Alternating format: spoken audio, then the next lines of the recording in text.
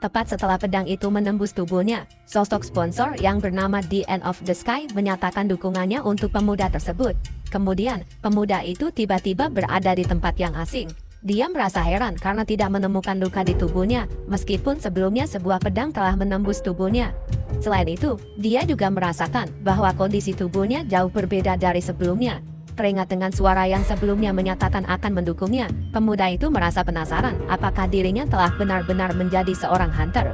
Dia juga merasa penasaran tentang di mana dia berada saat ini. Namun, setelah merasakan energi yang mirip dengan energi dalam tubuhnya, dia menduga bahwa saat ini dirinya berada di dalam sebuah gate. Beberapa saat kemudian, dia mendengar suara langkah kaki dan segera memutuskan untuk bersembunyi di balik bebatuan. Begitu melihat seekor goblin, dia langsung menyimpulkan bahwa dirinya benar-benar berada di dalam sebuah gate. Dia merasa ragu untuk menyerang goblin tersebut. Meskipun dikenal lemah, mereka telah terbukti lebih berbahaya dari perkiraan dan dijuluki sebagai pembunuh hunter pemula. Julukan itu tentunya tak datang tanpa alasan, karena para goblin memiliki indera penciuman dan pendengaran yang luar biasa. Mereka juga terkenal membentuk kelompok untuk berburu, sehingga banyak hunter pemula yang tewas karena kurangnya informasi tentang kebiasaan dan kelebihan mereka. Dia berharap agar goblin tersebut tidak menyadari keberadaannya dan pergi begitu saja.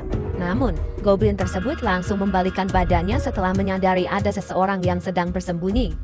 Pemuda itu segera mengambil sebuah batu dan memutuskan untuk menggunakan teknik yang sudah dia pelajari demi menjadi seorang hunter, karena itu adalah satu-satunya cara yang bisa dilakukannya saat ini. Kemudian, dia mulai melemparkan batu tersebut hingga membuat perhatian goblin teralihkan, lalu dengan cepat memenggal kepalanya.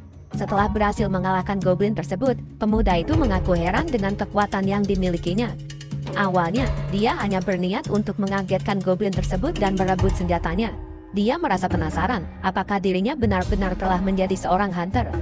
Tiba-tiba, pemuda itu dikejutkan dengan munculnya pemberitahuan bahwa The End of the Sky sedang mengawasinya. Sebab dia tahu bahwa The End of the Sky merupakan sponsor dari Raja Iblis sebelumnya. Namun, tiba-tiba terdengar suara langkah kaki dari puluhan goblin yang mendekat ke arah pemuda tersebut. Pemuda itu merasa kesal dan bertanya-tanya apakah mereka mendengar suara gaduh saat dirinya mengalahkan goblin tadi. Dia terkejut saat melihat banyak goblin yang mengepungnya. Dan yang lebih mengejutkan lagi, di barisan belakang terdapat Goblin Chieftain yang dikenal sebagai bos monster di Dungeon Goblin. Pemuda itu awalnya merasa pasrah meski telah berhasil mencapai mimpinya menjadi seorang hunter.